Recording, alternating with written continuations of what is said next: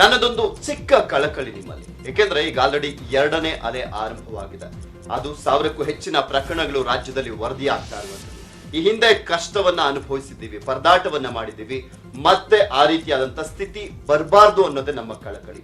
ಯಾಕಂದ್ರೆ ನಾನಂತೂ ಮನೆಯಿಂದ ಹೊರಡುವಂತ ಸಂದರ್ಭದಲ್ಲಿ, ಆಫೀಸಲ್ಲಿ ಇದ್ದಂತ ಸಂದರ್ಭದಲ್ಲಿ ಪ್ರತಿ ಬಾರಿ ಕೂಡ ಮಾಸ್ಕ್ ಅನ್ನ ಯೂಸ್ ಮಾಡ್ತೀನಿ. ಯೂಸ್ ಮಾಡ್ಬೇಕಾದ್ರೆ ಮತ್ತೆ ಮನೆಯಲ್ಲಿ ಇದ್ದಂತ ಸಂದರ್ಭದಲ್ಲಿ ಮಾತ್ರ ಮಾಸ್ಕ್ ಹಾಕೋದಿಲ್ಲ. ನಮ್ಮ ಮನವಿ ಏನು ಅಂದ್ರೆ, ನೀವು ಕೂಡ ಅಷ್ಟೇ ಮನೆಯಿಂದ ಹೊರಟಾಗ, ಆಫೀಸಲ್ಲಿ ವರ್ಕ್ ಮಾಡುವಂತ ಸಂದರ್ಭದಲ್ಲಿ ಅಥವಾ ಸಾರ್ವಜನಿಕ ಪ್ರದೇಶದಲ್ಲಿ ಅಥವಾ ಇನ್ಯಾವುದೇ ಸಮಾರಂಭದಲ್ಲಿ ಭಾಗಿಯಾಗಬೇಕಾದ್ರೆ ಮಾಸ್ಕ್ ಅನ್ನ ಯೂಸ್ ಮಾಡಿ, ಆದಷ್ಟು ಸಾಮಾಜಿಕ ಅಂತರವನ್ನ ಕಾಪಾಡ್ಕೊಳ್ಳಿ. ಸ್ವಚ್ಛತೆ ಇರುವಂತ ಕಡೆ ಇರಿ. ಇಲ್ಲಾಂದ್ರೆ ನಾವು ಈ ಒಂದು ಕೊರೋನಾ ಮಹಾಮಾರಿಗೆ ತುತ್ತಾಗಬೇಕಾಗುತ್ತೆ. ಪ್ರಕರಣಗಳು ಯಾವ ರೀತಿಯಾಗಿ ಏರಿಕೆ ಆಗ್ತಾ ಇದಾವೆ ಅನ್ನೋದನ್ನ ಗಮನಿಸಿದಿರಾ. 2ನೇ ಅಲೆಯನ್ನ ದೂರ ಮಾಡಬೇಕು ಅಂದ್ರೆ ನಮ್ಮ ಒಂದು ಪ್ರಾಮುಖ್ಯತೆ ತುಂಬಾ ಇಂಪಾರ್ಟೆಂಟ್. ನಾವ್ ಎಷ್ಟರ ಮಟ್ಟಿಗೆ ಸಹಕಾರ ಕೊಡ್ತೀವಿ ಅನ್ನೋದು ಅದು ಬಹುಮುಖ್ಯವಾಗಿರುತ್ತೆ. ಸೊ ಹೀಗಾಗಿನೇ ಪ್ರತಿಯೊಬ್ಬರು ಕೂಡ ಸರ್ಕಾರದ ಕೊರೋನಾ ಮಾರ್ಗಸೂಚಿಗಳನ್ನ ಪಾಲಿಸಿ ಬದುಕಿ ನಮ್ಮವರನ್ನ ಕೂಡ ಬದುಕಿಸ್ಕೊಳ್ಳೋಣ. ಈಗ ಸುದ್ದಿಯತ್ತ ಗಮನ ಹರಿಸೋಣ. 30 ನಿಮಿಷ 30 ಸುದ್ದಿಯಲ್ಲಿ ಬೆಳಗ್ಗೆಯಿಂದ ಏನೇನೆಲ್ಲ ಬೆಳವಣಿಗೆಗಳಾಗಿದ್ದಾವೆ ಅವೆಲ್ಲವನ್ನು ಕೂಡ ಒಂದೊಂದಾಗಿ ನೋಡ್ತಾ ಹೋಗೋಣ. ಕಳೆದ 25 ದಿನಗಳಿಂದ ನಡೀತಾ ಇದ್ದಂತ ಆಪರೇಷನ್ ಟೈಗರ್ ಕೊನೆಗೂ ಸಕ್ಸಸ್ ಆಗಿದೆ. 3ರನ್ನ ಬಲಿ ಪಡೆದಿದ್ದಂತ ಅಪಾಯಕಾರಿ ಹುಲಿಯನ್ನ ಹೊಡೆದುರುಳಿಸಲಾಗಿದೆ. ಬೆಳ್ಳೂರಿನಲ್ಲಿ ಬಾಲಕನನ್ನ ಕೊಂದಿದ್ದಂತ ಹುಲಿಗೆ ಮಾರ್ಚ್ 8ರಂದು ಶೂಟ್ ಮಾಡಲಾಗಿತ್ತು. ಅಂದು ಕಣ್ಮರೆಯಾಗಿದ್ದಂತ ಹುಲಿ ಇಂದು ಶವವಾಗಿ ಪತ್ತೆಯಾಗಿದೆ. 4ರನ್ನ ಕೊಂದಂತ ಹುಲಿ ಇದೇ ಅಂತ ಸಿಸಿಎಫ್ ರಣಾವತ್ ಸಿಂಗ್ ಸ್ಪಷ್ಟಪಡಿಸಿದ್ದು, 3ರಿಂದ 4 ದಿನಗಳ ಹಿಂದೆ ಹುಲಿ ಸತ್ತು ಹೋಗಿದೆ. ಹುಲಿಯ ಪಟ್ಟೆಯನ್ನ ಮ್ಯಾಚ್ ಮಾಡಲಾಗಿದ್ದು ಇದೇ ಅಪಾಯಕಾರಿ ಹುಲಿ ಅಂತ ಕ್ಲಾರಿಫೈ ಮಾಡಿದ್ದಾರೆ. ಇದರಿಂದಾಗಿ ಸ್ಥಳೀಯರು ನಿಟ್ಟುಸಿರನ್ನ ಬಿಟ್ಟಿದ್ದಾರೆ. ಕೊರೋನಾ ಸೋಂಕಿನ ಹೆಚ್ಚಳದ ಬಗ್ಗೆ ಮಾತನಾಡಿದಂತ ಬಿಬಿಎಂಪಿ ಕಮಿಷನರ್ ಮಂಜುನಾಥ್ ಪ್ರಸಾದ್, ಜನಸಂದಣಿ, ಮದುವೆ, ದೇವಸ್ಥಾನಕ್ಕೆ ಹೋಗಿ ಬಂದವರಿಗೆ ಹೆಚ್ಚು ಕೊರೋನಾ ಸೋಂಕು ತಗುಲ್ತಾ ಇದೆ. ಅಪಾರ್ಟ್ಮೆಂಟ್ಗಳಲ್ಲೇ ಕೊರೋನಾ ಟಾರ್ಗೆಟ್ ಮಾಡ್ತಾ ಇದ್ದು, ಆಟದ ಮೈದಾನ, ಜಿಮ್ ಹಾಗೆ ಸ್ವಿಮ್ ಬಂದ್ ಮಾಡೋ ಬಗ್ಗೆ ಸರ್ಕಾರಕ್ಕೆ ಪ್ರಸ್ತಾಪವನ್ನ ಸಲ್ಲಿಸಿದ್ದೇವೆ. ಸಿನಿಮಾ ಥಿಯೇಟರ್ನಲ್ಲಿ ಎಷ್ಟು ಕೇಸ್ ಬರ್ತಾ ಇದೆ ಅನ್ನೋದ್ರ ಬಗ್ಗೆ ಮಾಹಿತಿ ಇಲ್ಲ. ಹೀಗಾಗಿ ಥಿಯೇಟರ್ಗೆ 50% ಅವಕಾಶವನ್ನು ನೀಡಲಿಕ್ಕೆ ಪ್ರಸ್ತಾವನೆಯನ್ನ ಇಟ್ಟಿದ್ದೇವೆ. ಮದುವೆ ಮನೆಯಲ್ಲಿ 200 ಜನರು ಮಾತ್ರ ಸೇರಬೇಕು. ಈ ಬಗ್ಗೆ ಸರ್ಕಾರಕ್ಕೆ ಪ್ರಸ್ತಾವನೆಯನ್ನ ನೀಡಿದ್ದೇವೆ ಅಂತ ಹೇಳಿದ್ದಾರೆ. ರಾಜ್ಯದಲ್ಲಿ ಹೆಮ್ಮಾರಿ ಅಬ್ಬರ ದಿನೇ ದಿನೇ ಜೋರಾಗ್ತಾ ಇದೆ. ಕೊರೋನಾ ಕಟ್ಟಿ ಹಾಕಲಿಕ್ಕೆ ಸರ್ಕಾರ ಸರ್ಕಸ್ ಅನ್ನ ಮಾಡ್ತಾ ಇದೆ. ಮತ್ತೆ ಕಠಿಣ ನಿಯಮ ಜಾರಿಗೊಳಿಸೋದರ ಬಗ್ಗೆ ಸಚಿವ ಸುಧಾಕರ್ ಮುನ್ಸೂಚನೆಯನ್ನು ನೀಡಿದ್ದಾರೆ. ತಿಂಗಳ ಹಿಂದೆ 200-300 ಇದ್ದಂಥ ಸೋಂಕಿತರ ಸಂಖ್ಯೆ ಈಗ 1000 ಗಡಿಯನ್ನು ದಾಟ್ತಾ ಇದೆ. ಹೀಗಾಗಿ ಸಿಎಂ ಜೊತೆ ಚರ್ಚಿಸಲಿಕ್ಕೆ ಆರೋಗ್ಯ ಸಚಿವ ಸುಧಾಕರ್ ಮುಂದಾಗಿದ್ದು, ಜನರು ಮಾರ್ಗಸೂಚಿಗಳನ್ನು ಸರಿಯಾಗಿ ಪಾಲಿಸದಿದ್ರೆ ಕಷ್ಟ ಅಂತ ಹೇಳಿದ್ದಾರೆ. ಎರಡನೇ ಅಲೆಯ ಪ್ರಾರಂಭ ಆಗಿದೆ. ನಮ್ಮ ಗಡಿ ಭಾಗದಲ್ಲಿರ್ತಕ್ಕಂಥ ರಾಜ್ಯಗಳಲ್ಲಿ ಹೆಚ್ಚಿರೋದ್ರಿಂದ ಇದನ್ನು ನಾವು ಕೂಡ ನಿರೀಕ್ಷೆ ಮಾಡಿದ್ದೀವಿ.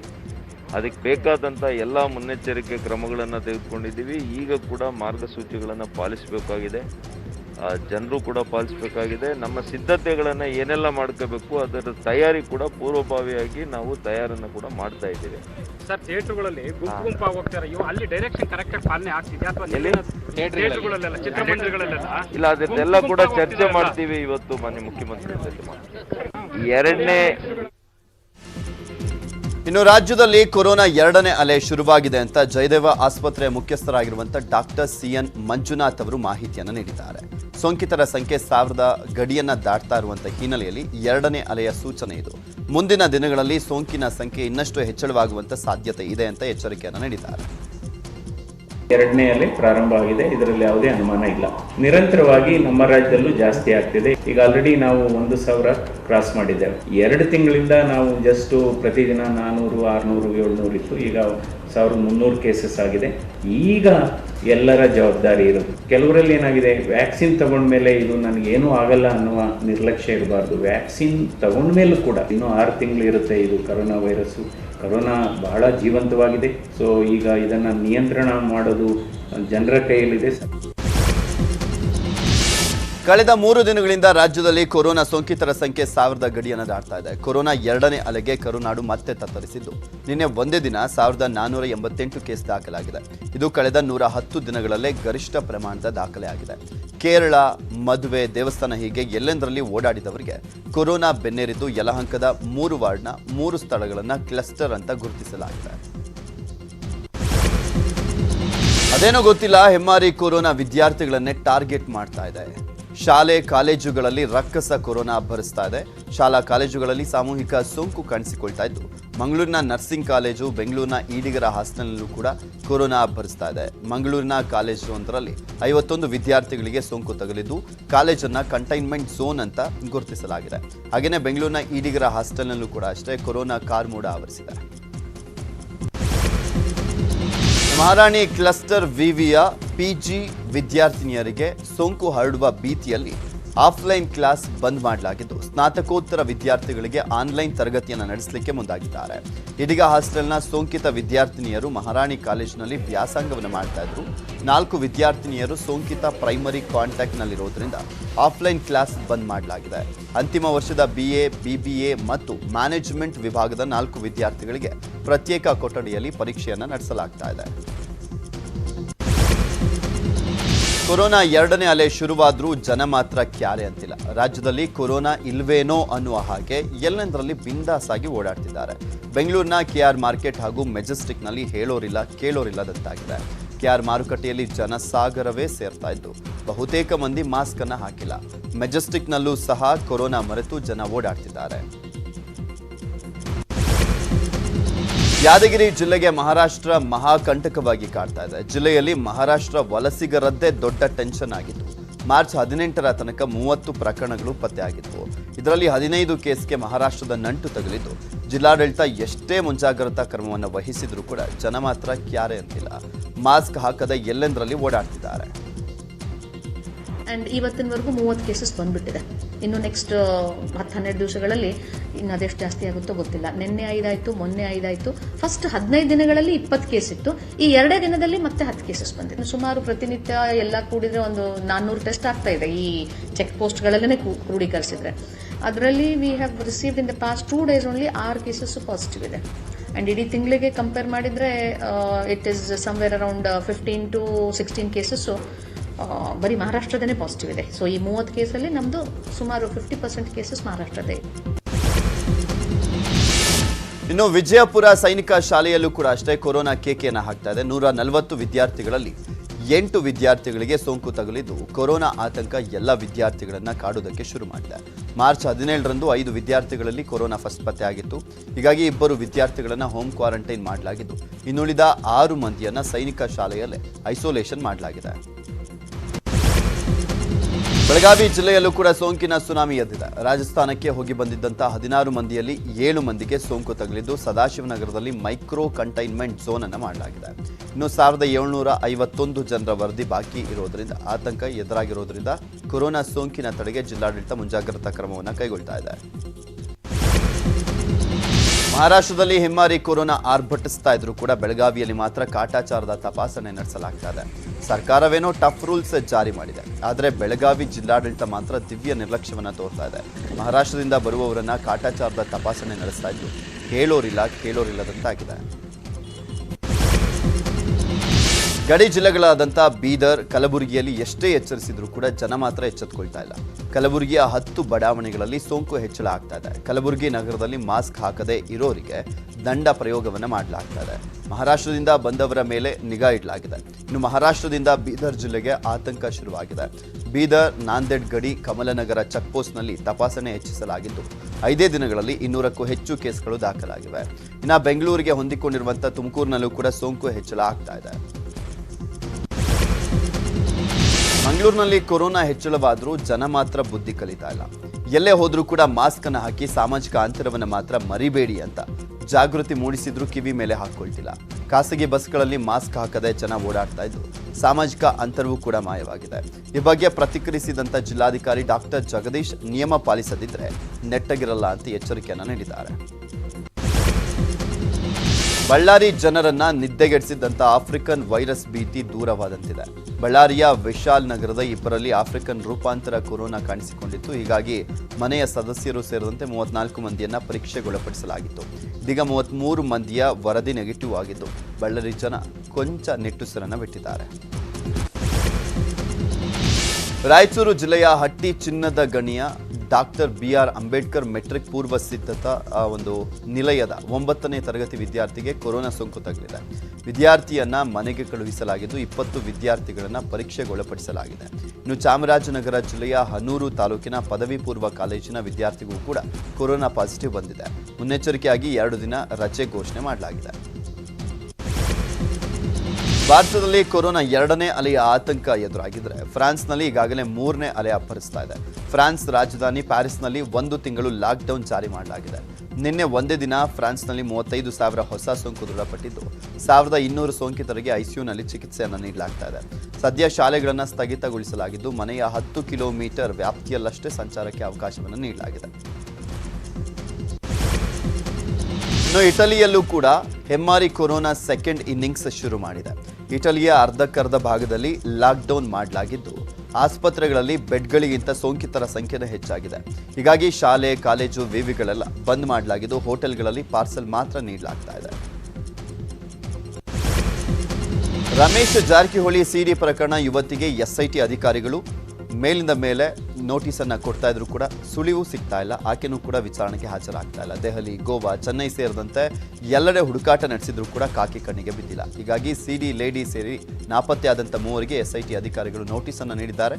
2 ದಿನಗಳಲ್ಲಿ ವಿಚಾರಣೆಗೆ ಹಾಜರಾಗುವಂತೆ ಸೂಚನೆಯನ್ನ ಕೂಡ ಕೊಟ್ಟಿದ್ದಾರೆ.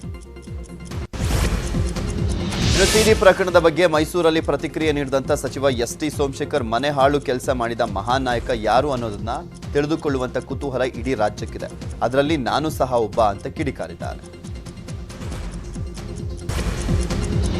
ಮೈಸೂರು ಕಾಂಗ್ರೆಸ್ನಲ್ಲಿ ಮತ್ತೆ ಅಸಮಾಧಾನ ಭುಗಿಲೆದ್ದಿದೆ. ಮೇಯರ್ ಚುನಾವಣೆ ಗೊಂದಲದ ಹಿನ್ನೆಲೆಯಲ್ಲಿ ವಜಾಗೊಂಡಂತ ಕೈ ಮುಖಂಡರು ಮತ್ತೆ ಸಿದ್ದರಾಮಯ್ಯ ವಿರುದ್ಧ ಕೆಂಡಾಮಂಡಲರಾಗಿದ್ದಾರೆ.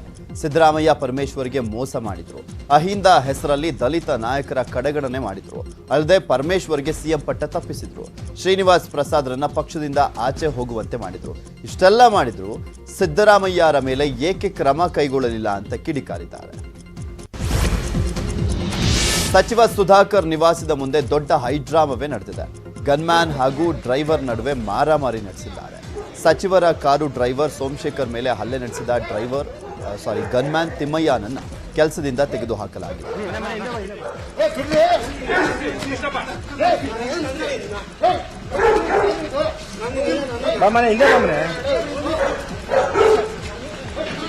ಅದೇ ನಿನ್ನೆ ಏನಾಯ್ತು, ಅವನು ಸಾಹೇಬರು ಬರೋ ಟೈಮ್ಗೆ ಟೀ ಮಾರಕ್ ಬರೋನ್ಗೆ ಹ್ಯಾಂಡಿಕ್ಯಾಪ್ ಪಾಪ ಅವನು ಇಲ್ಲೆಲ್ಲ ಬರ್ತಾನೆ, ಅವನಿಗೆ ಹಿಡ್ಕೊಂಡು ಹೊಡೆದ್ಬಿಟ್ಟ. ಹೊಡೆದಕ್ಕೆ ಏನಾಯ್ತು, ನಾವೇನ್ ಮಾಡಿದ್ವಿ, ಅವ್ನು ಹ್ಯಾಂಡಿಕ್ಯಾಪ್ಟ್ ಅವ್ನಿಗೆ ಹೊಡೆಯೋದು ಅಂತ ಅಂದ್ಬಿಟ್ಟು ಎಲ್ಲರೂ ಅವ್ನ ಮೇಲೆ ಬೇಜಾರು ಮಾಡ್ಕೊಂಡ್ರು. ನಾನು ವಿಚಾರ ಹೇಳ್ಬಿಟ್ಟಿರ್ತೀನಿ ಸಾಹೇಬ್ರಿಗೆ ಅಥವಾ ಮನೇಲಿ ವಿಚಾರ ತಿಳಿಸ್ಬಿಟ್ಟಿದೀನಿ ಅಂತ ಅಂದ್ಬಿಟ್ಟು ಬಯಲಿಂದ ಹಿಂಗ್ ಮಾಡಿರೋದು. ಕುಕ್ಕೆ ಸುಬ್ರಹ್ಮಣ್ಯ ದೇಗುಲದಲ್ಲಿ ಶೈವ ವೈಷ್ಣವ ವಿವಾದ ಮುಗಿಯುವ ಹಾಗೆ ಕಾಣ್ತಿಲ್ಲ. ದೇಗುಲ ಪೂಜಾ ಪದ್ಧತಿಗಳಲ್ಲಿ ನ್ಯೂನ್ಯತೆ ಇದೆ ಅಂತ ಕುಕ್ಕೆ ದೇವಸ್ಥಾನದ ಹಿತರಕ್ಷಣಾ ವೇದಿಕೆ ಆರೋಪವನ್ನು ಮಾಡಿದೆ. ಅರ್ಚಕರು ಪೂಜೆ ವೇಳೆ ತಾರತಮ್ಯ ಮಾಡ್ತಿದ್ದಾರೆ. ದೈನಂದಿನ ಪೂಜೆಯಲ್ಲೇ ಹಲವು ನ್ಯೂನ್ಯತೆಗಳಿವೆ. ಮೂಲ ದೇವರಿಗೆ ಪೂಜೆಯೇ ಮಾಡ್ತಾ ಇಲ್ಲ. ಶಿವಲಿಂಗಕ್ಕೆ ವಿಷ್ಣು ಅಂತರ್ಯಾಮಿ ಅಂತ ಪೂಜೆ ಮಾಡ್ತಿದ್ದಾರೆ. ಶಿವನಿಗೆ ಪೂಜೆ ಇಲ್ಲದೆ ವಿಷ್ಣುವಿಗೆ ಹೇಗೆ ಪೂಜೆ ಮಾಡ್ತಾರೆ ಅಂತ ಕುಕ್ಕೆ ಅರ್ಚಕರ ವಿರುದ್ಧ ಗಂಭೀರ ಆರೋಪವನ್ನು ಮಾಡಿದ್ದಾರೆ. ಕುಕ್ಕೆ ಸುಬ್ರಹ್ಮಣ್ಯ ದೇವಸ್ಥಾನದಲ್ಲಿ ಪೂಜಾ ಪದ್ಧತಿಗಳಲ್ಲಿ ನ್ಯೂನತೆಗಳಿದೆ. ನಾವು ಶೈವಾಂಶ ದೇವರಿಗೆ ಯಾವ ಪೂಜೆ ನಡೀಬೇಕು ಅದೇ ಪದ್ಧತಿಯಲ್ಲಿ ದೇವರಿಗೆ ಪೂಜೆ ಮಾಡಬೇಕು, ಶಿವಪ್ರಿಯವಾದ ಪೂಜೆಗಳನ್ನು ಮಾಡಬೇಕು ಅಂತ ಹೇಳೋದು ನಮ್ಮ ಬೇಡಿಕೆ ಹೊರತು ನಾವು ಪದ್ಧತಿಯನ್ನು ಬದಲಿಸಬೇಕಾಗಲಿ ಯಾವುದನ್ನೇ ಮಾಡಬೇಕಂತ ಹೇಳೋದನ್ನು ಕೇಳಿಕೊಂಡಿಲ್ಲ. ಅಲ್ಲಿ ಇವರು ಬಲವಂತವಾಗಿ ತಂತ್ರ ಸಾರಾಗಮನ ಅಲ್ಲಿರ್ತಕ್ಕಂಥ ಪುರೋಹಿತರು ಇವರು ಅಲ್ಲಿ ತಂತ್ರ ಸಾರಾಗಮನ ಅಳವಡಿಸಿದ್ದಾರೆ ಅಂತಕ್ಕಂಥದ್ದು. ರಾಜ್ಯ ಧಾರ್ಮಿಕ ದತ್ತಿ ಇಲಾಖೆಗೆ ಎಲ್ಲದಕ್ಕೂ ಕೂಡ ಈಗ ಅರ್ಜಿಯನ್ನು ಇದು ದೂರ ದಾಖಲು ಮಾಡಿ ಈಗ ಅವ್ರನ್ನ ತಕ್ಷಣದಲ್ಲೇ ಕೆಲಸದಿಂದ ತೆಗಿಬೇಕು ಅಂತ ಹೇಳಿ. ಬಳ್ಳಾರಿ ಜಿಲ್ಲೆ ಪ್ರತಿಷ್ಠಿತ ಸರ್ಕಾರಿ ಆಸ್ಪತ್ರೆ ವಿಮ್ಸ್ನಲ್ಲಿ ಔಷಧಿಗಳಿಗೆ ಬರ ಬಂದಿದೆ. ಆಸ್ಪತ್ರೆಯಲ್ಲಿ ಔಷಧಿಗಳಿಲ್ಲದೆ ರೋಗಿಗಳು ಪರದಾಡುವಂತಾಗಿದೆ. ದಿಕ್ಕು ಕಾಣದೆ ರೋಗಿಗಳು ಹೊರಗಿನಿಂದ ಔಷಧಿ ತರ್ತಾ ಇದ್ದು ಇಲ್ಲಿ ಚಿಕಿತ್ಸೆ ಪಡಿತಾ ಇದ್ದಾರೆ. ಸರ್ಕಾರಿ ಆಸ್ಪತ್ರೆಯಲ್ಲಿ ಉಚಿತ ಚಿಕಿತ್ಸೆ ಸಿಗುತ್ತೆ ಅಂತ ಬರುವಂತ ಬಡ ರೋಗಿಗಳು ಸಾವಿರಾರು ರೂಪಾಯಿ ಸುರಿಬೇಕಾಗಿದೆ. ಔಷಧಿ ಖರೀದಿ ಟೆಂಡರ್ನಲ್ಲಿ ಆಗ್ತಾ ಇರುವಂತ ಗೋಲ್ಮಾಲ್ನಿಂದಲೇ ಇಷ್ಟೆಲ್ಲ ಸಮಸ್ಯೆ ಆಗ್ತಾ ಇದೆ ಅಂತ ರೋಗಿಗಳು ಕಿಡಿಕಾರ್ತಿದ್ದಾರೆ. ಚಾಮರಾಜನಗರ ಜಿಲ್ಲೆಯ ಹನೂರು ತಾಲೂಕಿನ PG ಪಾಳ್ಯದ ಆಸ್ಪತ್ರೆ ಅವ್ಯವಸ್ಥೆ ಬಗ್ಗೆ ನ್ಯೂಸ್ 18 ಮಾಡಿದಂಥ ವರದಿ ಇಂಪ್ಯಾಕ್ಟ್ ಆಗಿದೆ. 15 ದಿನಗಳಿಂದ ಆಸ್ಪತ್ರೆಯಲ್ಲಿ ವಿದ್ಯುತ್ ಇರಲಿಲ್ಲ. ಶಾರ್ಟ್ ಸರ್ಕ್ಯೂಟ್ನಿಂದಾಗಿ ಪೂರ್ತಿ ವೈರಿಂಗ್ ಸುಟ್ಟು ಹೋಗಿತ್ತು. ಇದರಿಂದಾಗಿ ಕತ್ತಲಲ್ಲಿ ಕಳೆಯುವಂತೆ ಪರಿಸ್ಥಿತಿ ನಿರ್ಮಾಣವಾಗಿತ್ತು. ಈ ಬಗ್ಗೆ ನ್ಯೂಸ್ 18 ಕನ್ನಡ 2 ದಿನದ ಹಿಂದೆ ಸುದ್ದಿ ಮಾಡ್ತಿದ್ದಂತೆ ಎಚ್ಚೆತ್ತಂತ ಅಧಿಕಾರಿಗಳು ಆಸ್ಪತ್ರೆಯಲ್ಲಿ ವೈರಿಂಗ್ ರಿಪೇರಿ ಮಾಡಿಸಿದ್ದಾರೆ. ಒಂದೊಂದಾಗಿ ನೋಡ್ತಾ ಹೋಗೋಣ. ಮನೆ ಮಂದಿಯನ್ನೆಲ್ಲ ಕಟ್ಟಿ ಹಾಕಿ 10 ಲಕ್ಷ ಹಣ 100 ಗ್ರಾಂ ಚಿನ್ನಾಭರಣ ದೋಚಲಿಕ್ಕೆ ಯತ್ನಿಸಿದಂತ ಕದಿಮರು ಲಾಕ್ ಆಗಿದ್ದಾರೆ.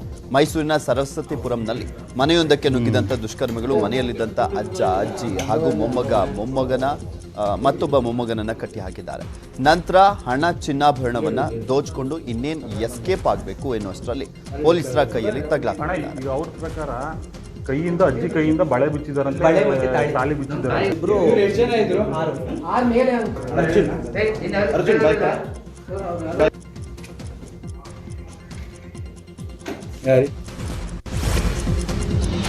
ಹುಬ್ಬಳ್ಳಿಯ ಗ್ರಾಮಾಂತರ ತಾಲೂಕಿನ ಚಬ್ಬಿ ಗ್ರಾಮದಲ್ಲಿ ಕಂದಾಯ ಸಚಿವರ ಗ್ರಾಮ ವಾಸ್ತವ್ಯಕ್ಕೆ ಸಕಲ ಸಿದ್ಧತೆ ಮಾಡಿಕೊಳ್ಳಲಾಗಿದೆ. ಜಿಲ್ಲಾಧಿಕಾರಿಗಳ ನಡೆ ಗ್ರಾಮದ ಕಡೆ ಕಾರ್ಯಕ್ರಮದ ಅಂಗವಾಗಿ ಸಚಿವರು ಬರ್ತಾ ಇದ್ದು ಇಡೀ ಊರನ್ನೇ ಮದುವಣಗಿತ್ತಿಯಂತೆ ಶೃಂಗಾರ ಮಾಡಲಾಗಿದೆ. ಸಚಿವರು ಬರ್ತಾರೆ ಅಂತ ಇಡೀ ಗ್ರಾಮವನ್ನೇ ಕ್ಲೀನ್ ಮಾಡಲಾಗಿದ್ದು ಸ್ಯಾನಿಟೈಸ್ ಮಾಡಿ ಅಧಿಕಾರಿಗಳು ಫುಲ್ ರೆಡಿ ಮಾಡಿದ್ದಾರೆ. ಮಂಗಳೂರಿನ ಅನಾಥೆಯೊಬ್ಬಳಿಗೆ ಪೊಲೀಸ್ ಠಾಣೆಯೇ ಮನೆ. 4 ದಶಕಗಳ ಹಿಂದೆ ರೈಲು ನಿಲ್ದಾಣದಲ್ಲಿ ಸಿಕ್ಕಿದ್ದಂಥ ಬಾಯಿ ಇಲ್ಲದಂಥ ಅನಾಥೆ ಪೊಲೀಸ್ ಠಾಣೆಯಲ್ಲೇ ಕೆಲಸವನ್ನು ಮಾಡಿಕೊಂಡಿದ್ದಾಳೆ. 60 ವರ್ಷದ ಹೊನ್ನಮಳಿಗ ಇಲ್ಲಿನ ಪೊಲೀಸರೇ 40 ವರ್ಷದ ಹಿಂದೆ ಈ ಹೆಸರಿಟ್ಟಿದ್ದರಂತೆ.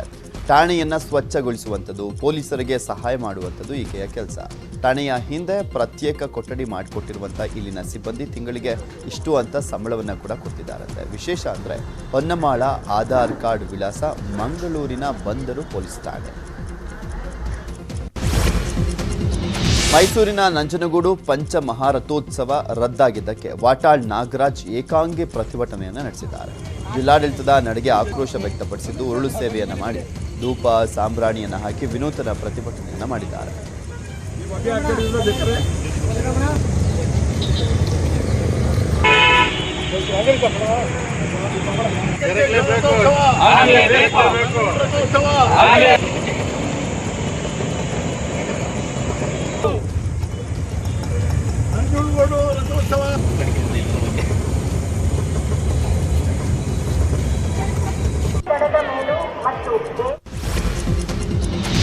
ಪ್ರವಾಸಿ ಇಂಗ್ಲೆಂಡ್ ವಿರುದ್ಧದ 3 ಪಂದ್ಯಗಳ ಏಕದಿನ ಸರಣಿಗೆ ಕನ್ನಡಿಗ ವೇಗದ ಬೌಲರ್ ಕೃಷ್ಣ ಸ್ಥಾನವನ್ನು ಗಿಟ್ಟಿಸಿದ್ದಾರೆ.